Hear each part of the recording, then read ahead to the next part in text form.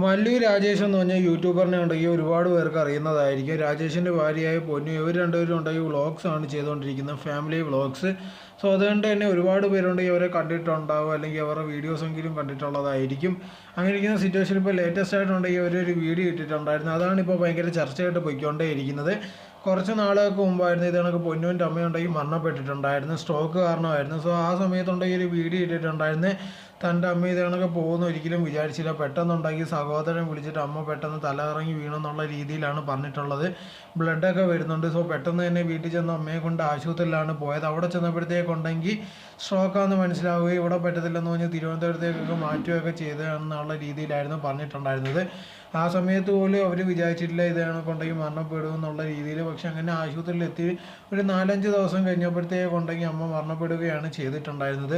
അത് കഴിഞ്ഞപ്പോഴത്തേക്ക് ഇത് കണക്ക് ഹോസ്പിറ്റലുകാരുണ്ടെങ്കിൽ അവയവങ്ങൾ ദാനം ചെയ്യുന്നതിൻ്റെ കാര്യമൊക്കെ പറഞ്ഞിട്ടുണ്ടായിരുന്നു. ബ്രെയിൻ ഡെത്ത് ആയിരുന്നു. സോ അതുകൊണ്ട് തന്നെ അവയവങ്ങൾ ദാനം ചെയ്യുന്നതിൻ്റെ കാര്യമൊക്കെ പറഞ്ഞിട്ടുണ്ടായിരുന്നു. ആ സമയത്തുണ്ടെങ്കിൽ അവർ അതിനെപ്പറ്റിയൊക്കെ ആലോചിച്ചിട്ടുണ്ടായിരുന്നു. പക്ഷേ അതിൻ്റെ പുറകെ നടക്കണമെങ്കിൽ ഒരുപാട് പ്രൊസീജിയേഴ്സും കാര്യങ്ങളൊക്കെ ഉണ്ട്. പിന്നെ അമ്മയുടെ ബോഡി അത്രയും നാൾ അവിടെ ഇട്ടേക്കണം. അതിൻ്റെ പുറകെ നടക്കുമ്പോഴത്തേക്ക് അത് കുറേ ബുദ്ധിമുട്ടായതുകൊണ്ട് തന്നെ ആ തീരുമാനങ്ങൾ വേണ്ടെന്നുള്ള രീതിയിലൊക്കെ എടുത്തിട്ടുണ്ടായിരുന്നു. സോ ആ സമയത്തൊന്നും ഒരു കുഴപ്പമില്ലായിരുന്നു. പക്ഷെ അത് കഴിഞ്ഞപ്പോഴത്തേക്കുണ്ടെങ്കിൽ ആൾക്കാരുടെ സ്വഭാവം മാറി എന്നുള്ള രീതിയിലായിരുന്നു ഇവർ രണ്ടുപേരും പറഞ്ഞിട്ടുണ്ടായിരുന്നത്. ആദ്യ വീഡിയോയിലുണ്ടെങ്കിൽ ഈ നടന്ന കാര്യങ്ങൾ മാത്രമേ പറഞ്ഞിട്ടുള്ളായിരുന്നു. പിന്നെ അതിന് ശേഷം ഉണ്ട് ഇപ്പോൾ ലേറ്റസ്റ്റ് ആയിട്ടുണ്ട് ഒരു വീഡിയോ ഇട്ടിട്ടുണ്ടായിരുന്നു. അതിനകത്തായിരുന്നു ഇത് കണക്ക് എന്തൊക്കെ മാറ്റങ്ങളാണ് സംഭവിച്ചതെന്നുള്ള രീതിയിലൊക്കെ പറഞ്ഞിട്ടുണ്ടെങ്കിൽ വന്നിട്ടുണ്ടായിരുന്നത്. അതിൽ മെയിനായിട്ടുണ്ടെങ്കിൽ രണ്ടാം അച്ഛൻ്റെ കാര്യമാണ് പറയുന്നത്. നേരത്തെ ഉണ്ടെങ്കിൽ രണ്ടാം അച്ഛനുമായിട്ട് വലിയ ബന്ധമോ കാര്യങ്ങളൊന്നും ഇല്ലായിരുന്നു, പിരിഞ്ഞായിരുന്നു താമസിച്ചുണ്ടായിരുന്നത്. ഇവർ സംസാരിച്ചാണ് അമ്മയായിട്ടുണ്ടെങ്കിൽ പിന്നെയും ബന്ധത്തിലൊക്കെ വന്നിട്ടുണ്ടായിരുന്നത്. സോ ഇപ്പോൾ ഉണ്ടെങ്കിൽ അമ്മ വയ്യാതെ കിടക്കുന്ന സമയത്താണ് ഇയാൾ വന്നിട്ടുണ്ടെങ്കിൽ ഞാൻ നേരത്തെ ഒരു 45,000 രൂപ കൊടുത്തിട്ടുണ്ടായിരുന്നു, അത് തിരിച്ചു വേണമെന്നുള്ള രീതിയിലൊക്കെ സംസാരിച്ചെന്നായിരുന്നു ഇവർ രണ്ടുപേരും പറഞ്ഞിട്ടുണ്ടായിരുന്നത്. ഇപ്പോൾ ഏത് റിലേഷൻഷിപ്പിലായിരുന്നാലും ശരി, നമ്മൾ നോക്കുമ്പോഴത്തേക്കുണ്ടെങ്കിൽ നമുക്ക് ഇരിക്കുന്ന ഓപ്പോസിറ്റ് ഇരിക്കുന്ന ആളെ ഉണ്ടെങ്കിൽ തിരഞ്ഞെടുക്കുന്നത് ഭയങ്കര മെയിനായിട്ടുള്ളൊരു കാര്യം തന്നെയാണ്. അവരുണ്ടെങ്കിൽ ചുമ്മാ പണത്തിന് വേണ്ടി അല്ലെങ്കിൽ നമ്മളോട് സ്നേഹവും ഇല്ലാതെ ചുമ്മാ നിൽക്കുന്നവരാണെങ്കിൽ തീർച്ചയായിട്ടും നമ്മുടെ ജീവിതം ഭയങ്കര പ്രശ്നമായിട്ട് മാറുന്നതായിരിക്കും. അതുകൊണ്ട് തന്നെ നിങ്ങളുണ്ടെങ്കിൽ ആരെങ്കിലും തിരഞ്ഞെടുക്കുമ്പോഴത്തേക്ക് തീർച്ചയായിട്ടും അവർ നല്ലവരാണോ അല്ലെങ്കിൽ സ്നേഹമുണ്ടോ എന്ന് നോക്കി വേണം തിരഞ്ഞെടുക്കുക. അത് ആദ്യമായിരുന്നാലും ശരി, രണ്ടാമതായിരുന്നാലും ശരി, അത് മെയിനായിട്ടുള്ളൊരു കാര്യം തന്നെയാണ്. അങ്ങനെ ഇല്ലെങ്കിൽ നിങ്ങളുടെ ഈ സിംഗിളായിട്ട് തന്നെ ജീവിക്കുക, അതാണ് മെയിനായിട്ടുള്ള കാര്യം. ഇങ്ങനത്തെ ഉള്ള ആൾക്കാരെ ഉള്ളതിനേക്കാൾ ബെറ്റർ എന്ന് പറഞ്ഞാൽ സിംഗിളായിട്ട് ജീവിക്കുന്നത് തന്നെയാണ്. സോ എന്തായിരുന്നാലും അങ്ങനത്തെ ഉള്ള സംഭവം ഞാൻ സമയത്തുണ്ടെങ്കിൽ ഇവർക്ക് പ്രത്യേകിച്ച് കാര്യങ്ങളൊന്നും പറയാൻ പറ്റിയില്ല. അതോടെ തന്നെ ആദ്യമേ ഉണ്ടെങ്കിൽ ഈ അവയവം കൊടുക്കുന്നതിൻ്റെ കാര്യം പറഞ്ഞത് ഈ രണ്ടാം അച്ഛൻ തന്നെയായിരുന്നു. പക്ഷെ ആ സമയത്തുണ്ടെങ്കിൽ തങ്ങൾക്ക് താല്പര്യമില്ലെന്നുള്ള രീതിയിലായിരുന്നു ഇവർ പറഞ്ഞിട്ടുണ്ടായിരുന്നത്. പിന്നെ കുറച്ച് കഴിഞ്ഞപ്പോഴത്തേക്ക് ഇത് ആൾക്കാർക്ക് ഉപയോഗം ആവട്ടെ അല്ലെങ്കിൽ ആൾക്കാർക്കുണ്ടെങ്കിൽ എന്തെങ്കിലും നല്ലത് വരട്ടെ എന്ന് വിചാരിച്ചിട്ടാണ് ഇതിനകത്തുള്ള ഒരു തീരുമാനം എടുത്തിട്ടുണ്ടായിരുന്നത്.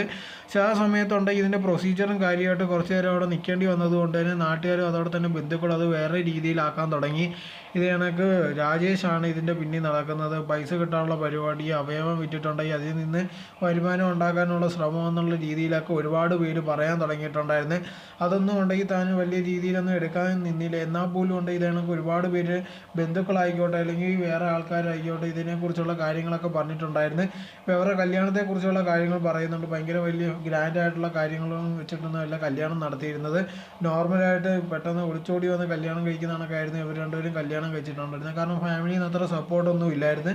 അതുപോലെ തന്നെ രാജേഷാണ് പൊന്നുവിൻ്റെ കുടുംബത്തെ സഹായിച്ചതെന്നുള്ള രീതിയിലായിരുന്നു പൊന്നു പറഞ്ഞിട്ടുണ്ടായിരുന്നത്. എപ്പോഴും എല്ലാ കാര്യത്തിനും ഉണ്ടെങ്കിൽ സഹായം ഉണ്ടായിരുന്നു. സോ അതെല്ലാം കഴിഞ്ഞ് ഇതാണൊക്കെ എല്ലാ പരിപാടികളും അമ്മയ്ക്ക് വേണ്ട ചെയ്യുന്ന കാര്യങ്ങളും എല്ലാം കഴിഞ്ഞ് 24 ദിവസങ്ങളായി ഇപ്പം. അത് കഴിഞ്ഞതിന് ശേഷം ഉണ്ടെങ്കിൽ തൻ്റെ സഹോദരനെ കൊണ്ടുണ്ടെങ്കിൽ വീട്ടിലേക്ക് അമ്മയുടെ വീട്ടിലേക്ക് പോയ സമയത്തുണ്ടെങ്കിൽ അമ്മ ഉണ്ടാക്കി വീട്ടിലേക്ക് പോയ സമയത്തുണ്ടെങ്കിൽ അവിടെ ചെന്നപ്പോൾ അമ്മയുടെ സഹോദരൻ വന്നിട്ട് നീ എന്തിനാ ഇവിടെ വന്നതെന്നുള്ള രീതിയിലുള്ള കാര്യങ്ങളാണ് ചോദിച്ചതെന്നായിരുന്നു ഇവർ പറഞ്ഞിട്ടുണ്ടായിരുന്നത്. അതുപോലെ തന്നെ രണ്ടാം അച്ഛനുണ്ടെങ്കിൽ അമ്മയുടെ പേരിലുള്ള എല്ലാ സർട്ടിഫിക്കറ്റും അതുപോലെ തന്നെ ആധാരങ്ങളും എല്ലാം എടുത്ത് കൈ വെച്ചിട്ടുണ്ടായിരുന്നു. ആ സമയത്ത് രാജേഷ് ഉണ്ടെങ്കിൽ അത് അങ്ങനെ വെച്ചാൽ ശരിയാവത്തില്ല എന്ന് പറഞ്ഞ് പൊന്നൂസിനെ കൊണ്ടുണ്ടെങ്കിൽ പിടിച്ച് വാങ്ങിപ്പിച്ചിട്ടുണ്ടായിരുന്നു. ഈ ഒരു കാരണം കൊണ്ട് തന്നെ രണ്ടാം അച്ഛനെയും അതുപോലെ തന്നെ ബാക്കിയുള്ള കുടുംബക്കാരുടെയും മുന്നിലുണ്ടെങ്കിൽ രാജേഷ് ഭയങ്കര വൃത്തികെട്ടവനായി അല്ലെങ്കിൽ ഭയങ്കര സ്വത്തിന് വേണ്ടി അടിയുണ്ടാക്കാൻ ശ്രമിക്കുന്നവനെന്നുള്ള രീതിയിലുള്ള പേരൊക്കെ ഉണ്ടായെന്നാണ് ഇവർ പറയുന്നത്. ഇപ്പോൾ നമ്മൾ നോക്കിക്കഴിഞ്ഞാൽ ഈ നാട്ടിൽ ഇന്ന് നടക്കുന്ന മെയിനായിട്ടുള്ള പ്രശ്നം എന്ന് പറഞ്ഞാൽ ഈ സ്വത്തിൻ്റെ തർക്കമാണ്. ഇപ്പോൾ ഒരേ വീട്ടിൽ സഹോദരങ്ങളായിട്ടുള്ളവർ പോലും ഉണ്ടെങ്കിൽ ഇപ്പം പ്രശ്നങ്ങളോ കാര്യങ്ങളോ ഒന്നും ഉണ്ടാകത്തില്ല. പക്ഷേ കുറച്ച് കഴിഞ്ഞ് ഒരു കല്യാണമൊക്കെ കഴിയുമ്പോഴത്തേക്ക് അല്ലെങ്കിൽ കല്യാണം കഴിച്ചില്ലെങ്കിൽ പോലും ഉണ്ടെങ്കിൽ അവന്മാർക്കുണ്ടെങ്കിൽ സ്വത്തിൻ്റെ പേരും പറഞ്ഞ് അടിയായിരിക്കും. അത് എനിക്ക് ഇത്രയും വേണം, അവന്മാർക്ക് ഇത്രയും വേണമെന്ന് പറഞ്ഞ് ഭയങ്കരമായിട്ട് അടിയായിരിക്കും. നമ്മൾ ഒരുപാട് കാണുന്നതാണ്. ഭയങ്കര സ്നേഹത്തോടുള്ള സഹോദരന്മാരോ അല്ലെങ്കിൽ സഹോദരിമാരോ ഭയങ്കര കുറവാണ് ഇന്നത്തെ കാലത്ത്. ഇല്ലെന്നൊന്നും ഞാൻ പറയുന്നില്ല. പക്ഷേ ഇന്നത്തെ കാലത്തുണ്ടെങ്കിൽ മെയിനായിട്ട് സ്വത്തിൻ്റെ കാര്യമാണ്. എനിക്ക് 10 രൂപ വേണം, അവന് 5 രൂപ കൊടുത്താൽ മതി എന്നുള്ള രീതിയിലാണ് എല്ലാവരും നിൽക്കുന്നത്.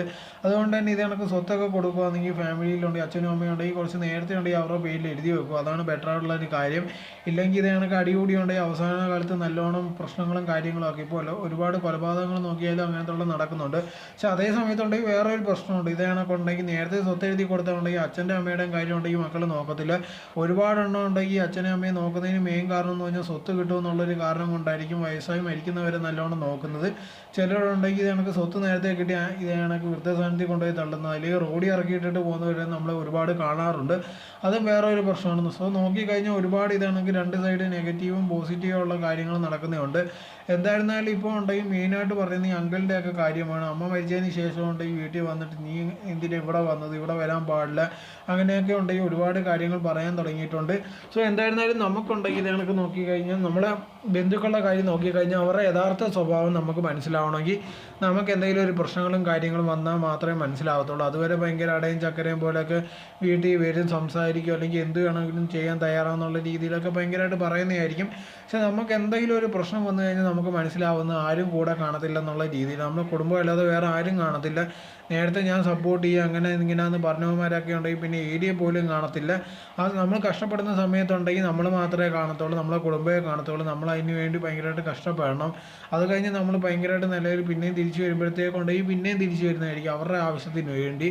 സോ എന്തായിരുന്നാലും ശരി, ഇങ്ങനത്തുള്ള ഒരുപാട് ബന്ധുക്കളുണ്ട്. ബന്ധുക്കളെ കൊണ്ട് പ്രത്യേകിച്ച് ഗുണമൊന്നും ആൾക്കാർക്ക് കാണത്തില്ല. പക്ഷേ ചിലർക്ക് കാണില്ലെന്നൊന്നും പറയാനും പറ്റത്തില്ല. എന്തായിരുന്നാലും ശരി, അവരുടെ ജീവിതത്തിൽ ഇപ്പോൾ ഇതാണ് പ്രശ്നമായിട്ട് നടക്കുന്നത്. ഇപ്പോൾ സഹോദരൻ്റെ കാര്യം, സഹോദരൻ ഞങ്ങളുടെ കൂടെ നിർത്തിയുണ്ടെങ്കിൽ വളർത്താമെന്നുള്ള രീതിയിലാണ് തീരുമാനിച്ചിരിക്കുന്നത്. ആ സമയത്താണ് ഇത് കണക്ക് രണ്ടാം അച്ഛൻ പറയുന്ന ഒരു കാര്യം എന്ന് പറഞ്ഞാൽ എനിക്കുണ്ടെങ്കിൽ അവൻ 18 വയസ്സാവുന്ന വരെയുള്ള ഉത്തരവാദിത്തങ്ങളേ ഉള്ളൂ. അത് കഴിഞ്ഞിട്ടുണ്ടെങ്കിൽ എനിക്ക് പ്രത്യേകിച്ചൊന്നുമില്ല. നിങ്ങൾക്കുണ്ടെങ്കിൽ അവനെ നോക്കണമെന്നുണ്ടെങ്കിൽ നിങ്ങൾ തന്നെ അവനെ ഉണ്ടെങ്കിൽ നിയമപ്രകാരം തന്നെ വാങ്ങേണ്ടി വരും. അതല്ലാതെ ഞാൻ പ്രത്യേകിച്ചൊന്നും ചെയ്യത്തില്ല എന്നുള്ള രീതിയിലാണ് പറയുന്നത്. ഇപ്പോൾ ഇത് കണക്ക് ഒരുപാട് പേരുണ്ട്. അച്ഛനും അമ്മയൊക്കെ ഉണ്ടെങ്കിൽ മക്കളെ ജനിപ്പിച്ചതിന് ശേഷം ഉണ്ടെങ്കിൽ അവരുടെ ഉത്തരവാദിത്ത കാര്യങ്ങളൊന്നും നോക്കത്തില്ല. സെൽഫിഷായിട്ടുണ്ടെങ്കിൽ അവരുടെ കാര്യങ്ങൾ മാത്രമായിരിക്കും നോക്കുന്നത്. എന്നിട്ടുണ്ടെങ്കിൽ അവസാനം അവർ നല്ല രീതിയിലാകുമ്പോഴത്തേക്കുണ്ടെങ്കിൽ തിരിച്ചു വരുന്നതായിരിക്കും. ഇപ്പം നമ്മൾ നോക്കിക്കഴിഞ്ഞാൽ അച്ഛനും അമ്മയായിട്ട് വഴക്കുള്ളവരടുത്ത് ബാക്കിയുള്ളവർ വന്നിട്ട് പറയും, മോനെ നിനക്കൊരു അച്ഛൻ വേണം അല്ലെങ്കിൽ അമ്മ വേണം, അത് നിർബന്ധമാണ്. അവർ ഭാവിയിൽ ഇങ്ങനത്തുള്ള കാര്യങ്ങളൊക്കെ ഉണ്ടാകുമ്പോൾ അവർ കൂടെ വേണ്ട, അവരോട് ക്ഷമിക്കുന്നൊക്കെ രീതിയിലുണ്ടെങ്കിൽ പറയുന്നതായിരിക്കും. എന്നിട്ടുണ്ടെങ്കിൽ അവർ പിന്നെ ജീവിതത്തിലേക്ക് വരുമ്പോഴത്തേക്ക് പിന്നെ അവരുടെ ഒരു സ്വഭാവം മാറ്റാതെ അങ്ങനെ തന്നെ ആയിരിക്കും ഇരിക്കുന്നത്. പക്ഷെ എനിക്ക് മനസ്സിലാവാത്ത ഒരു കാര്യം, നമുക്കൊന്നുമില്ലാത്ത സമയത്ത് അവരൊന്നും കൂടെ കാണത്തില്ല. അവർ വിട്ടിട്ട് പോയതായിരിക്കും. നമുക്കും എല്ലാം ഉണ്ടാകുമ്പോഴത്തേക്ക് അവരെല്ലാം തിരിച്ചു വരും. അപ്പോഴത്തേക്കുണ്ടെങ്കിൽ ഇപ്പോൾ നമ്മളിവിടെ അമ്മയാണോ അച്ഛനാണോ ഒരാൾ തീർച്ചയായിട്ടും കാണുമായിരിക്കും. ആ പേഴ്സൺ ഉണ്ടെങ്കിൽ ഇത്രയും നാൾ കഷ്ടപ്പെട്ട് നമ്മളെ വളർത്തിയിട്ടുണ്ടെങ്കിൽ മറ്റേ പേഴ്സൺ ഒരു കാര്യവും ചെയ്തിട്ടില്ല. എല്ലാം കഴിഞ്ഞ് നമ്മൾ സക്സസ് ആകുമ്പോഴത്തേക്ക് അയാൾക്കും വന്ന് ഒട്ടാനാണെങ്കിൽ മറ്റേ പേഴ്സണും ഉണ്ടെങ്കിൽ ഒന്നും ചെയ്യേണ്ട ആവശ്യമില്ലല്ലോ. അയാളും ഉണ്ടെങ്കിൽ ആ പേഴ്സണും ഉണ്ടെങ്കിൽ ഒന്നും ചെയ്യാതിരുന്നാൽ മതി. ഇപ്പോൾ ഈ ഫോർഗിവ്നെസ് എന്നൊക്കെ പറയുന്നതൊക്കെ ചുമ്മാതാണ്. നമുക്കുണ്ടെങ്കിൽ എല്ലാവരോടും ക്ഷമിക്കാനൊന്നും പറ്റത്തില്ല. മാറ്റി നിർത്തേണ്ടവരെ മാറ്റി തന്നെ നിർത്തണം. എന്തായിരുന്നാലും ഒരു പ്രശ്നം ഉണ്ടെങ്കിൽ ഇപ്പോഴും ഉണ്ടെങ്കിൽ ഇത് കണക്ക് പോയിക്കൊണ്ടിരിക്കുക എന്നാണ് പറഞ്ഞത്.